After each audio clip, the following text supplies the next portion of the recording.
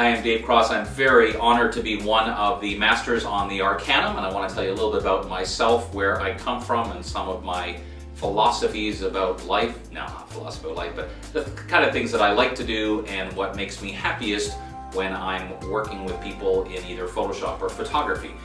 Now, I don't want to just bore you with bio-type details saying I've written and co-written 7 books and I've done DVDs and I've been on Creative Live and all that stuff, because you can see that in a bio somewhere. So here's a few tidbits that you may not know about me.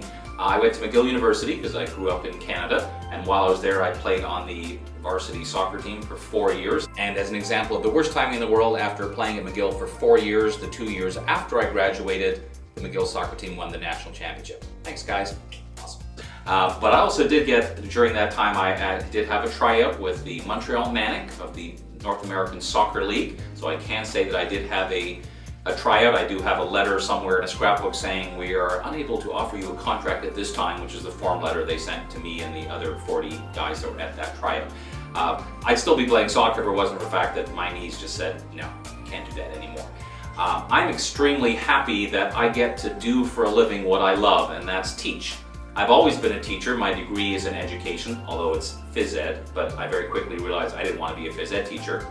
So after graduation, I started working in the sport administration field, and that's where I first experienced this thing called a Macintosh, and very quickly decided I wanted to be involved in that. So I went to work for an Apple dealer at a time where there was only one Apple computer, and we made a dealership around it, and they needed someone to teach software. So in 1987, I taught my first computer class, PageMaker, very quickly followed by Illustrator, and then of course Photoshop. And since 1990, when Photoshop came out, and just the other day was Photoshop's 24th birthday, so happy birthday Photoshop, I've been teaching it ever since, and I'm very pleased to say I've only ever had 2 jobs in my life. I was self-employed for 13 years in Canada, had my own training center, then I moved to the US to work for the National Association of Photoshop Professionals for 8 years, and have since returned to the entrepreneurial life. So I really made my whole career based on teaching Photoshop and photography and related topics, and that is really cool when you get to spend your entire working career doing what you love. I love the aspect of teaching where you don't just give someone a formula that says follow these steps and you'll get this end result, because I realized a long time ago I was doing that. I was reading a great book called the Photoshop Wow book, where it would show you follow these steps and you get this end result, and I did, and I realized I was getting really good at following instructions. I wasn't really learning why things were happening. So one of my approaches, one of my philosophies, is to always break things down and go, well, why are we doing this? What happens if we do something else? So I always encourage people to explore and see what happens. So when it comes to Photoshop, I'm a big proponent of non-destructive ways of working, because that allows us to experiment in great ways. With our cameras, we have this wonderful ability, because we're no longer limited to 24 or 36 images on a roll of film, we can experiment to our heart's content. Although when you do that, obviously a big part of it is not just taking photos, but making notes of settings and realizing when you do this setting, this is what happens.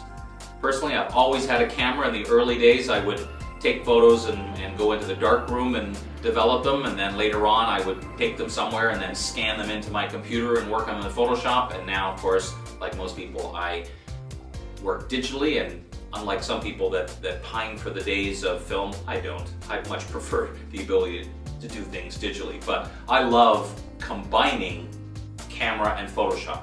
I actually have a little formula that I have written somewhere on a business card that's Photoshop plus camera equals creativity, because I love to not just approach things from getting it technically correct right from the camera, but also doing things where you take photos with Photoshop in mind to create artwork that you couldn't do in camera alone.